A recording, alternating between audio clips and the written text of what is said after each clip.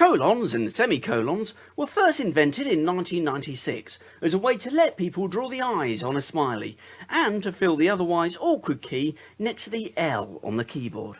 And hello to you if you're now looking at the L key on your keyboard.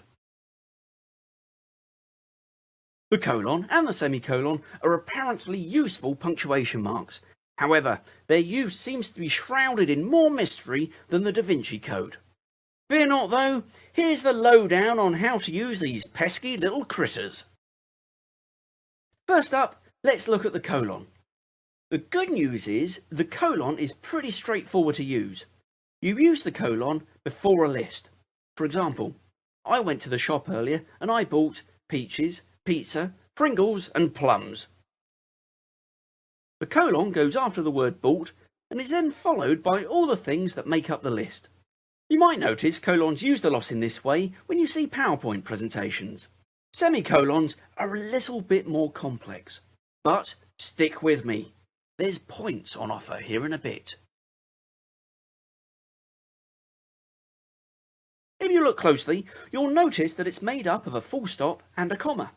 And funnily enough, it's used as a cross between the two. You see, like a comma, a semicolon is used to put a pause in a sentence. The difference is that you use a semicolon when you want a longer pause. But at the same time, you don't want to make two sentences by putting in a full stop, because the two are so closely related. Let me give you an example. There's a ninja hiding outside my tent. His eyes glow in the dark. In this example, the two sentences are closely linked. Therefore, you can use a semicolon instead of the full stop to make them one big sentence. There's a ninja hiding outside my tent. His eyes glow in the dark. This is now one big sentence, and the semicolon has replaced the need to use words like and, but, so, or, nor, or yet.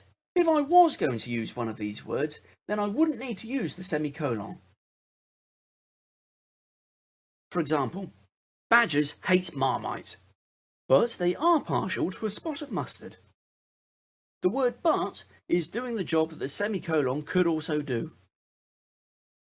You can also use a semicolon when you need to make a list of items that are already separated with a comma, like locations, names, dates, and descriptions. For example, badgers are often seen skydiving over Poole, Dorset, Lewes, East Sussex, and in Wakefield, West Yorkshire. In this case, the semicolon makes it easier to separate the different items on the list. See if you can spot where the semicolons could go in this sentence. Today, my customers included Steve, who thinks he's Spider-Man, Natalie, who drove an Aston Martin, and Jess, who has really long blonde hair.